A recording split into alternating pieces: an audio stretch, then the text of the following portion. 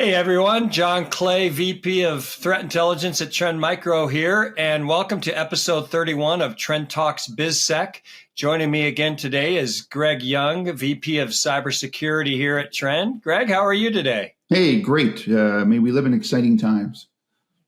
Oh man, I'll tell you, I was in Atlanta this week at one of our world tour stops and talking to the customers about what's going on out there, and it's pretty crazy. And I had the session to talk about the threat landscape and attack landscape, and was able to share a lot of information. And it kind of brings up the topic, one of the topics we wanted to talk about today, which is every year around this time, Verizon comes out with their data breach investigation report. And if, as an audience members, if you haven't downloaded that report or looked at that report in the past, I would suggest you do that. We'll link to the report in the show notes so you can get access to it if you don't have it already.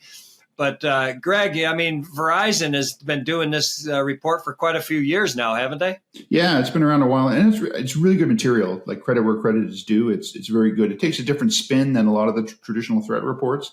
Like it's not just sort of CVE focused, and that's I think why it's complimentary and really good reading.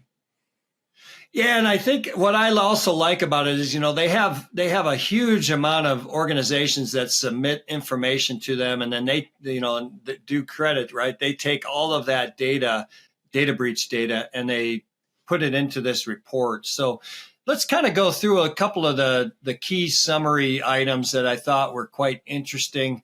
First thing was the select weighs in enumerations, and this is non-error and non-misuse breaches. So these are the breaches that are caused pretty much by all the main actors, adversaries out there. But the biggest one was credentials.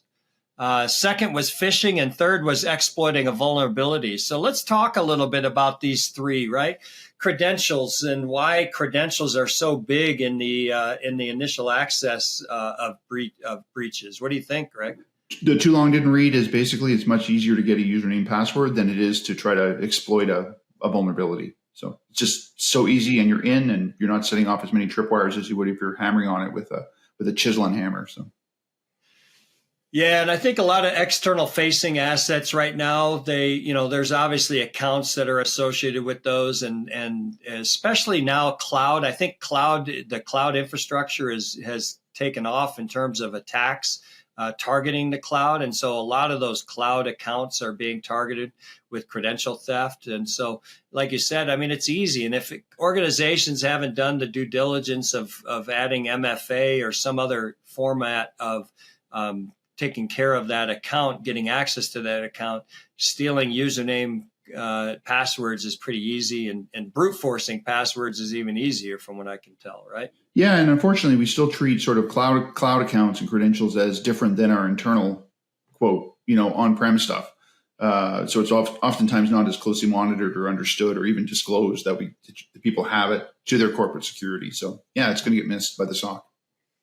Yeah, and I think, one of the other areas, business email compromise is a huge issue for a lot of businesses out there, even though it doesn't get a lot of press like ransomware does. But one of the big tactics there is to steal an account of an executive and then send your BEC email into your organization through that stolen account.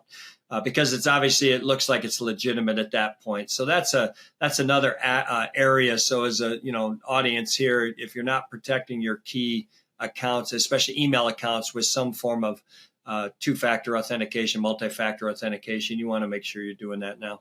Yeah, it's been the big pivot for BEC. It used to be just, hey, I'm going to ask for a wire transfer, but now I'm also going to ask for data, and I'm going to ask for access to a system I didn't previously have access to. So. Yep. Oh yeah, for sure. And we've seen them even target lawyers within the organization because they want to do, some kind of stock trade or something. If they look at M&A information, what is their quarterly outlook going to look like, earnings look like. So all those kind of things are now top of mind with these actors for sure. Yeah, very true. So great report, good reading, highly recommend it. Hey, and speaking of annual events, you just came back from RSA. I did come into RSA and from RSA, and I've been going to RSA for 20 plus years now, Greg. It's been a long time just seeing the trend. I remember in the early days, obviously the show floor was quite small, but I walked through the show floor this week or last week, I should say, and man, there are so many booths, so many vendors. You know, they've got both sides open now. North and South Moscone are opened with vendors, and it's a little overwhelming, I think, for a lot of people. And so, you know, there was a little drama at the show from what I could see, especially afterwards, because Palo Alto decided not to have a booth on the show floor. You know, Trend, actually, we haven't had a booth for a couple of years now. I mean, let's talk a little bit about, you know, do vendors still need to have a booth, and what's the purpose of a booth at RSA? What do you think? Well, it's business. That's where they make their money off RSA. It's not through attendees. It's through the show floor. So for them, it's, you know, not a point of discussion for the RSA conference. But yeah, when you start to do the calculus on the expense now, and it's going to be for those big booths, $250,000 easy, just for the rental plus, not including staff, but travel and like, it's easy to get up to $300,000-$400,000, really easy. And then you're saying, what do we make out of this event? For directly, is that worth it? And, you know, do people with budget go on the show floor anymore? I know I stay away from it quite often, you know, at least when I was, you know, on the buying side, just because that's not where I'm going to make my decisions. Now, you do pick up a little bit there as you get some information, but I think it's most, you know, it's, I've heard the analogy being used of dogs sniffing other dogs, going around exposing other vendors, and, you know, people looking for work. So it's, yeah. I mean, as a vendor, it certainly is a great opportunity to do some competitive analysis and looking and seeing what the competitors are doing. And that's what we end up doing mostly when we go through the show floor. I mean, I was just looking to see what were the common themes out there. And certainly the common theme I saw was AI, certainly had a big presence there, but also platform. You know, and this has always been an interesting one, because it seems like everybody in the world now is saying they have a platform and they're offering a platform approach. And I know we've had some discussions between Palo Alto CEO and CrowdStrike CEO DeWalt in terms of, you know, what is a true platform and stuff. I mean, what are your thoughts in terms of that kind of area? Yeah, there's always a theme at RSA, and, you know, we see it every year, and it is indicative of sort of what the, you know, what the big waves are. But, you know, are those companies actually in that space? Are they delivering on it? What's the quality of it? I think that's where, when you deeper digging, that's a whole different discussion you won't find there. But yeah, no, and I think that this I'm a platform thing. It's that's, you know, we're in the business, so, you know, we can't really have that discussion without appearing biased. But I think it's right. I think it shows that there's some platform washing going on, and there's some real activity. But it's being talked about, and so that's a good thing. Yeah, and I mean, what's interesting, you know, as a vendor, we made that decision not to have a booth on the show floor because we're investing more in some of the other events around the country and world, but also we've kind of moved to more of a small regional events type of thing with our world tour event and stuff. And I think a lot of vendors are starting to look at that type of thing. I know there's regional events that a lot of the CISOs like to go to. I actually was talking with a bunch of CISOs recently, and none of them decided to attend RSA, but a number of them are going to attend Black Hat. But then a lot of them just said they like to go to the smaller events because they actually have a better opportunity to interact with their peers at those events without 100%. So much confusion, you know, massive amount of people and all that stuff. So I don't know. We'll see. I mean, RSA, some of the comments back was RSA's back, right? We had a couple of years with COVID, obviously. So now everybody kind of feels RSA is back, and it's going to be bigger and better next year than this year. So I don't know. We'll have to see what happens with RSA as we move forward, right? It's like the Academy Awards. All the actors complain about it, but they always like being there. So it's and they're always there no matter what. Yeah. Yeah, for sure. Yeah, these regional events and CISO attendance, I agree 100%. You know, roundtables, and that's the reason we're going city to city to have small events rather than one central customer event. Is because even getting approval for travel and stuff now is problematic. And, you know, post-pandemic, people getting on planes and that, they're not as eager as they used to be. Plus, they're busy people. right? Right. And CISOs, they're under constant pressure all the time to deliver. So, taking a week out to go to one vendor, unless that's your critical part of your business, that's a different story. So Yeah. Yeah, I want to pivot back to the data breach investigation report, Greg, just because I think there was a very interesting component that some people here should be aware of, is that they changed how they focus on the human element. So in the past, they used to combine malicious insiders with all the other stuff that like misconfiguration, errors, et cetera. But they broke that out this year. And what was interesting is they came up and said 68% of breaches involved a human element. Yeah. And that human element in this report does not include malicious insiders. So now you're looking at 68% of breaches involved in error, misconfiguration, and an employee doing something that they shouldn't have been doing. So, I mean, that's huge in my opinion.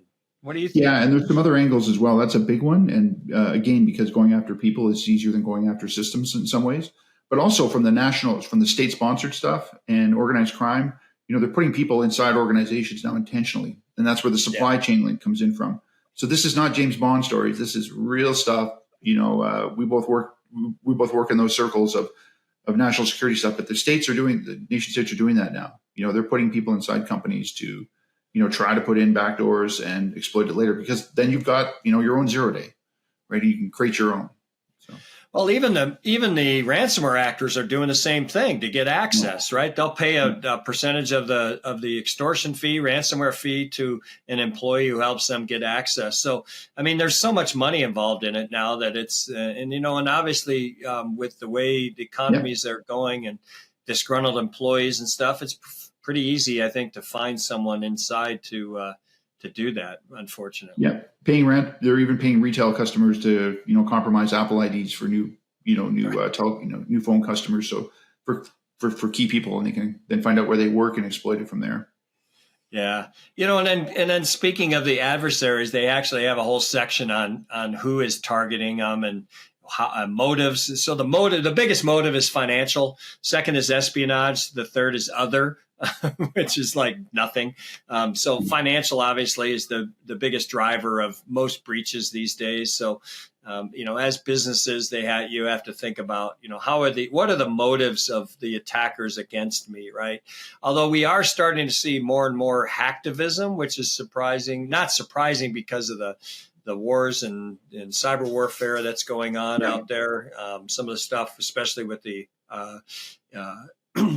Israel and Hamas, there's a lot of animosity there, and I think you're seeing a lot more hacktivism. So the 2025 report, I think we're going to see a jump in hacktivism this year than we saw last year. Yeah, and hopefully that'll be a short-term effect that will go. Hopefully will die down. Whereas the East European side, that I don't think we've seen all the twists and turns of that yet.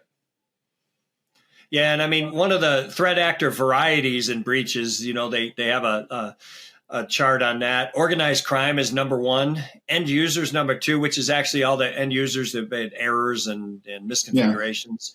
But state sponsored is, I think it's around 5 or 6%, maybe about 8%.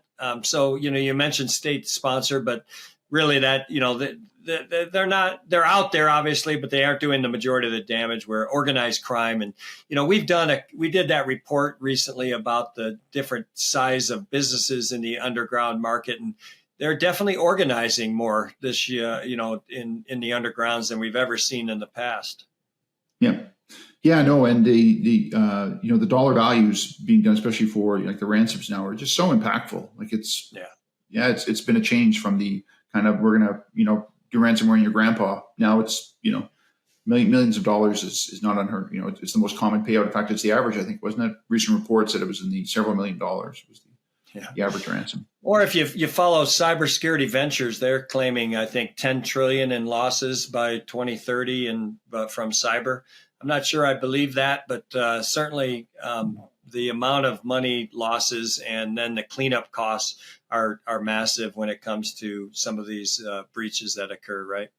Yeah, the number I believed was the one from the insurance industry. because they've seen the payouts and they're actually money's changing hands there. It's not just, we'll add a zero to make the problem look big. No, these are real numbers. I believe it from those guys. So. Yeah. I think I would rather follow the insurance company's numbers than that other vendor. But in any case, it is a big deal. But folks, I think the bottom line is a couple takeaways that we have. So RSA, certainly big event, lots of activity. If you want to go see, there's a lot of great content. We actually had 2 researchers that were delivering talks at RSA. You got to remember there are actually talks happening. It's not all about the vendors. It's mostly supposedly going to be about the talks and learning information, right? Yeah. What's that, Greg? Who knew there was talks? Yeah, who knew? Obviously, a lot of the. I asked some people about keynotes, and they did raise some concerns about the keynotes because a lot of the keynotes go to the vendors who pay them a lot of money, and so it's like they tend to be more advertising for the vendors. But there are some good ones. I actually loved you going to the cryptography forum. That was always a good one. The crypto panel has been a mainstay for decades. That's fantastic stuff. Yeah, those are really smart people that know what they're talking about. So, so RSA, if you ever get there, try to look us up. I'd love to chat with you about it. I'm usually there. And then the Verizon Data Breach Report, I definitely recommend. It's a great resource. As Greg said, they put in a lot of time and effort, and there's a lot of great information in there. We touched upon a very, very small portion of what that report gets into. And in fact, they have sections of all the different areas. And so you can get a lot of great information about that, about how breaches are happening, who's targeting you, how are they targeting you. And it really would help you build out a better and a more informed cybersecurity strategy for 2024 and beyond. So, but Greg, another good discussion with you. Any final comments? No, great feedback on the Verizon report. And, it's great material to use if you're briefing somebody, whether management up or you're briefing your staff down. There's great stuff to include in a presentation to spice it up. So, yeah, definitely. Well, listen, everybody, thanks for joining us again on episode 31 of Trend Talks BizSec. Greg and I will be back in another episode talking about more other content. But if you want to leave us a comment, feel free, and about something that you want us to talk about in the future, we'd love to hear from you. Give us a like, and we will be back shortly. Have a great day. Stay safe out there. Bye-bye.